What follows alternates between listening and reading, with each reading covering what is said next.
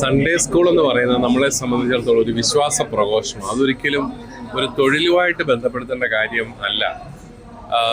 നമ്മുടെ ഒരു ചിന്ത അത് നമ്മൾ ആരെയും നിർബന്ധിച്ചിട്ടല്ല സൺഡേ സ്കൂൾ അധ്യാപകരായിട്ട് അവർ വരുന്നത്. അവരുടെ ഒരു സ്വയം പ്രേരിതമായ ഒരു വളരെ വോളണ്ടറി ആയിട്ടുള്ള ഒരു പ്രവർത്തനമാണ് അവരുടെ ഭാഗത്ത്.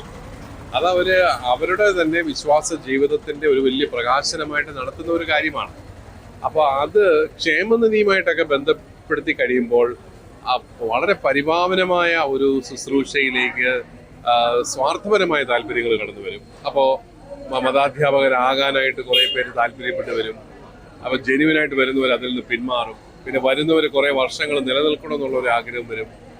പിന്നെ ചിലപ്പോൾ അവരുടെ ഇടയിൽ യൂണിയനുകൾ ഉണ്ടാകാനായിട്ട് സാധ്യതയുണ്ട്. അങ്ങനെയെല്ലാം നമ്മുടെ ഇപ്പോഴും സാമാന്യം നന്നായിട്ട് പോകുന്ന സൺഡേ സ്കൂൾ സംവിധാനം തകർന്നു പോകാനായിട്ട് സാധ്യതയുണ്ട്.